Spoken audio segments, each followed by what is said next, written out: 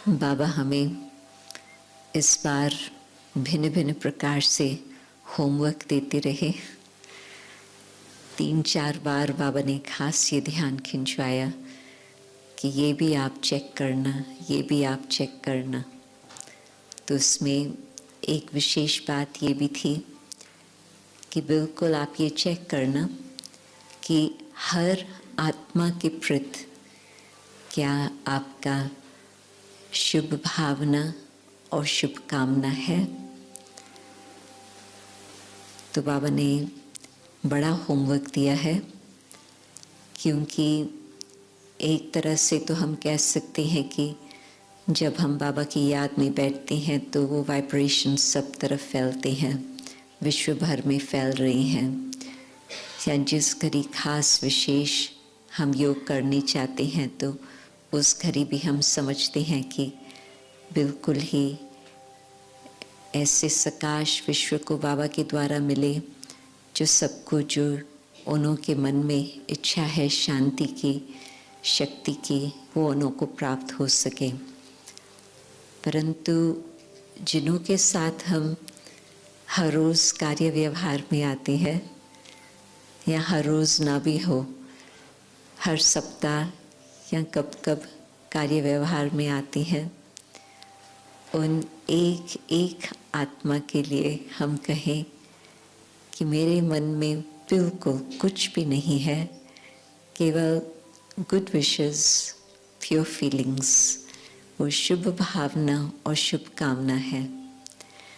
तो कहाँ न कहाँ आत्मा किन बातों में अटक जाती है और फिर बेशक कोई बात बहुत समय पहले भी हो, परंतु वो बात जब वो व्यक्ति सामने आते तो उस घड़ी फिर वही स्मृतियाँ इमर्ज होती, और जैसी ही वो यादाश्त इमर्ज होती उसके साथ साथ फीलिंग्स भी, वो भावनाएं भी वही उत्पन्न होती। तो फिर जो हम चाहते हैं कि बिल्कुल वो स्थिति हो जैसे बाबा कह रहे हैं, वो नहीं हो पाती। तो इतनी स्वच्छता बाबा चाहते हैं, इतनी पवित्रता बाबा उस दिन इशारा दे रहे थे कि ऐसे पवित्रता हो, ऐसे स्वच्छता हो जो कोई एक व्यक्ति के प्रति भी कोई और भावना न हो। उसमें एक बात विशेष याद आती है। एक भाई ने दादी को कहा था, दादी जान की, कि 3 व्यक्ति है जिन्हों के प्रति मुझे मन में बहुत दुख है, क्योंकि उन्होंने हमें बहुत दुख दिया हुआ है। उन्होंने तो इतना दुख दिया है, इतना दुख दिया है जो मैं कभी भूल नहीं सकता हूँ। तो दादी ने उसको कहा कि यदि वो जहर आपके अंदर है, क्योंकि यही बैठ के सोचना बहुत वर्षों तक कि उन्होंने मुझे दुख दिया, उन्होंने मुझे दुख दिया, ये जैसे कि अंदर अपने में जहर हम रख रहे हैं, तो वो आपको सुखी नहीं बनने देंगे। परंतु साथ ही साथ आपका औरों के साथ व्यवहार होगा तो उसमें भी जो अंदर जहर है वो कहाँ न कहाँ आपके शब्दों से, आपके व्यवहार से वो निकल आएगा। तो आपका वो औरों को दुख देने का भी काम चलता रहेगा, तो फिर वो भी आपको दुख देते रहेंगे। तो ये आप मत समझो कि और सबके साथ तो मेरा बहुत अच्छा संबंध है, केवल 3 है जिन्हों के साथ मेरा ठीक संबंध नहीं है।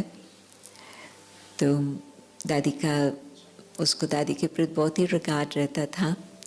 तो दादी की बात सुन करके कहा कि ठीक है दादी, मैं पूरा ध्यान रखूँगा। उन दिनों में तो शायद वर्ष में एक बार ही उसकी मुलाकात होती थी दादी के साथ। तो फिर नेक्स्ट ईयर जब आया तो फिर दादी उनसे मिले और उन्होंने खुद ही बताया, दादी 2 आत्माओं के लिए तो मैंने अपने मन को शांत कर दिया है। मैं ये सोचता हूँ कि मैं कौन सा सबक उससे सीखा, और वो बात याद आने से फिर 2 आत्माओं को तो मैंने माफ़ कर दिया है, और मैं वो बात याद नहीं रखता हूँ अपने पास। हालांकि वो कोई ज़्यादा मेरे से मिलते भी नहीं हैं, परंतु जब मिलते भी हैं तो भी मैं उन्हों को बिल्कुल अच्छी तरह से बाबा की याद की दृष्टि दे सकता हूँ। परंतु एक ऐसी आत्मा है जिसने इतना गहरा जख्म मेरे अंदर कर दिया है जो वो बात मिटती नहीं है। तो उसने सोचा कि दादी तो कहेंगी शाबाश, 2 के लिए आपने कहा कि बस वो बात समाप्त हो गई। तो दादी ने कहा कि ये तो अच्छी बात है कि 2 की बातों को आपने मिटा लिया, परंतु यदि एक आत्मा के प्रति आपको अभी तक यही भावना है तो मुझे लगता है कि अभी तक वो जहर आपके मन में है और इस कारण से वो जो जख्म है वो हीलिंग उसकी नहीं हो रही है, वो मिटता नहीं है। तो आपको अभी और आगे का पुरुषार्थ करके उस बात को भी मिटाना होगा। तो मैं कहेंगी कि हाँ, सचमुच आपके जीवन में परिवर्तन आया है। तो उस समय तो दादी की बात उसने मानी कि हाँ, यदि मानो कि थोड़ा जहर हो और आप ग्लास में डालो और कहो कि ज़्यादा जहर नहीं है, थोड़ा जहर है, तो क्या आप वो पानी पीने लायक रखेंगे?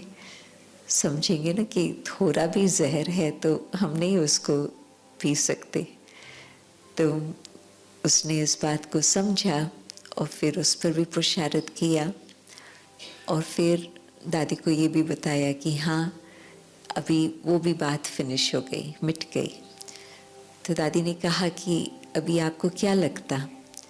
तो कहा कि मुझे लगता है कि बाबा ने मुझे आज़ादी दे दी, जैसे कि मैं बहुत हल्का हो गया, क्योंकि भारीपन था, परंतु मुझे ये रियलाइज़ नहीं हुआ था कि इस कारण से भारीपन है।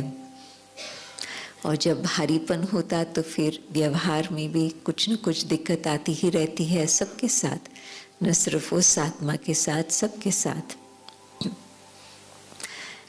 एक और कहानी मैं सुनाती हूँ।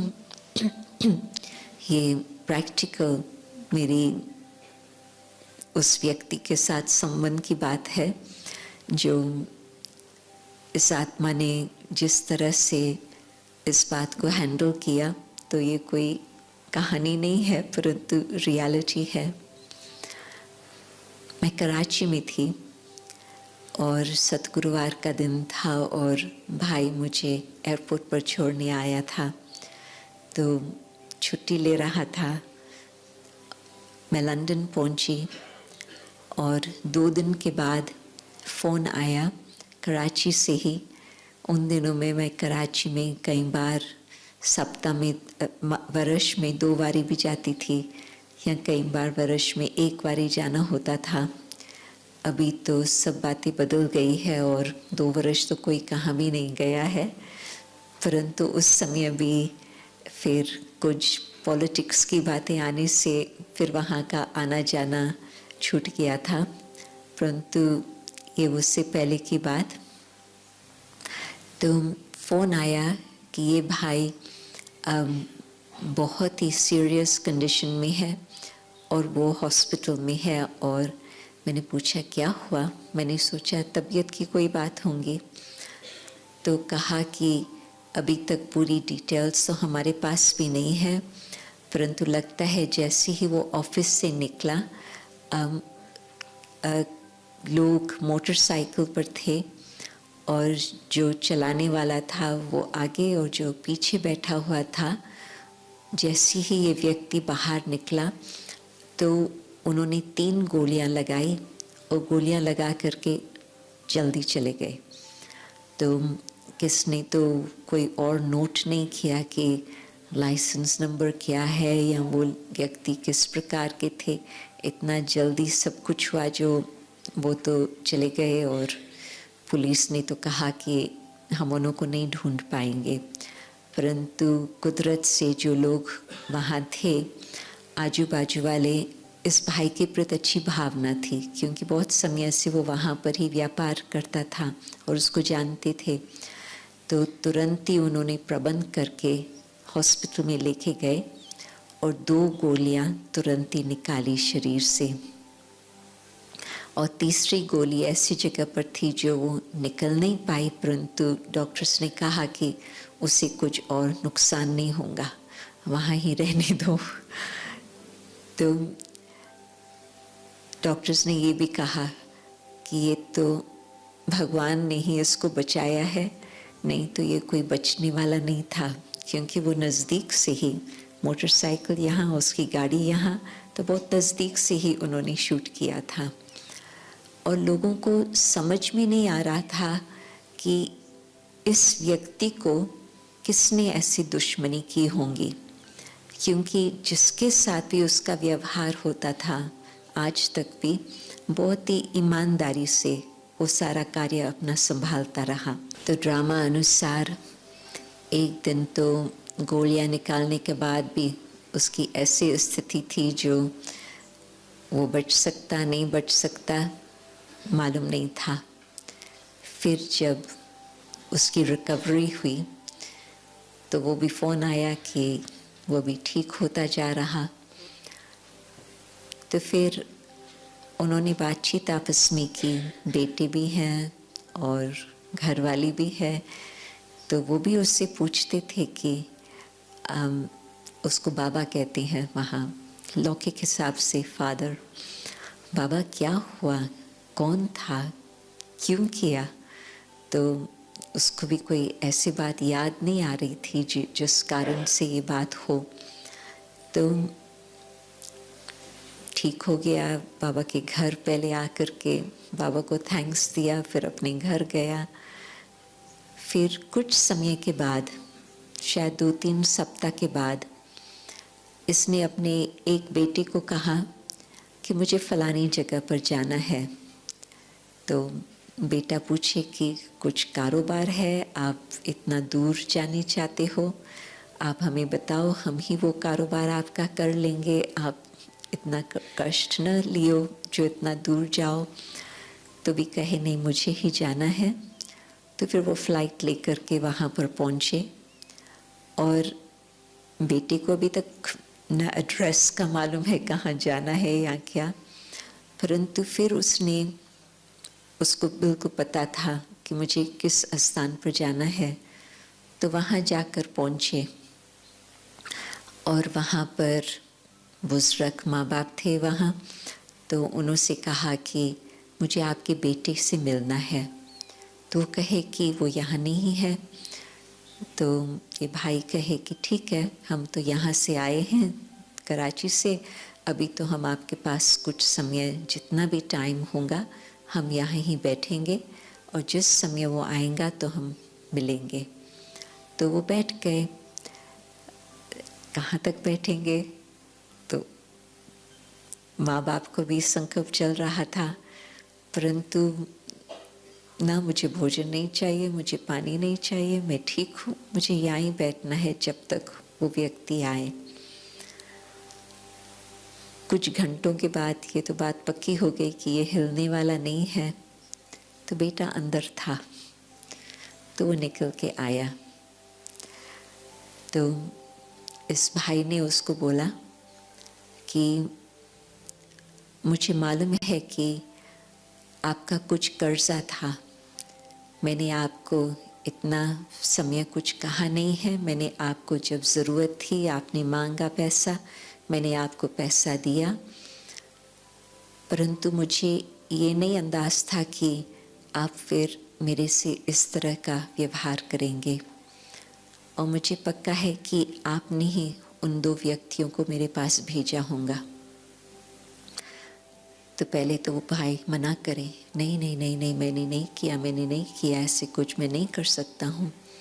माँ बाप भी कहे कि इसने नहीं किया होगा, कभी ये इसके ऐसे कोई इसके साथ वृत्ति नहीं होती। तो वो कहे कि मैं पुलिस में नहीं जाऊँगा, मैं केस को कोई आगे नहीं बढ़ाऊँगा, और न मैं आपसे पैसा मांगने आया हूँ। और ही आप मेरे साथ ईमानदारी से व्यवहार करते और मुझे कहते कि ये बात है, तो फिर मैं आपको तुरंत ही कह देता था कि कोई हर्जा नहीं, तुम भूल जाओ।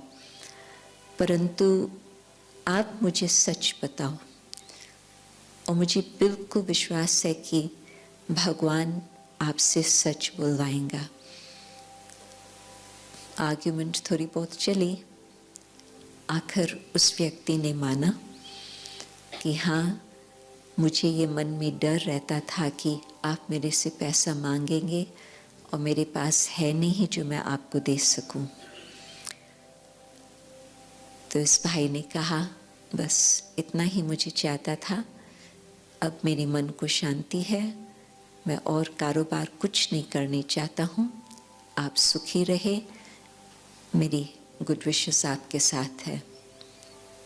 बेटा तो शांति से बैठा ही था, देख रहा था, सुन रहा था, और उसको मालूम नहीं था कि कोई किसने, बाप ने पैसे दिए हैं या क्या हिसाब किताब है। वो फिर वापस प्लेन में आ रहे थे तो बेटे ने बाप से पूछा कि बाबा, आपको कैसे पता चला कि ये व्यक्ति है? तो उन्होंने बताया कि मैं जांच कर रहा था अपने मन में कि क्या कारण होगा, मैंने तो किसको दगा नहीं दिया है। तो फिर मैं दूसरे तरफ से हिसाब लगा रहा था कि दूसरा कोई मेरे प्रति इस तरह से क्यों भावना रखे। तो मुझे यही ख्याल आया कि ये व्यक्ति होगा। तो बेटा कहे कि परंतु आप पुलिस को बता सकते थे। वो कहे नहीं, पुलिस के सामने वो सच नहीं बताता था, परंतु मुझे मालूम था ये भाई तो पक्का ज्ञानी योगी, मुझे पता था कि मैं शिव बाबा को याद करके सत्यता की खोज में निकलूँगा, वो ज़रूर बात सिद्ध होंगी। तो कहे कि अभी तो पैसा तो गया ठीक है, परंतु उसको कुछ तो सज़ा मिलनी चाहिए। बाप कहे, मुझे न कोर्ट को देखना है, मुझे न पुलिस को देखना है, अभी एक बोझ उतरा जो मेरा मन शांत हुआ।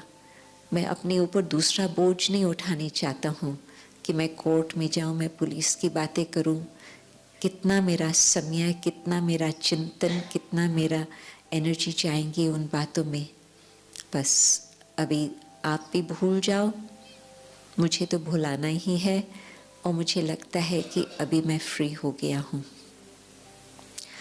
तो कहती हैं कि फॉरगिवनेस इज़ फ्रीडम। माफ़ करते हैं तो उन्हों के ऊपर हमने कोई मेहरबानी नहीं की, परंतु अपने ऊपर ही रहम किया और अपने को ही बर्डन से आज़ाद किया।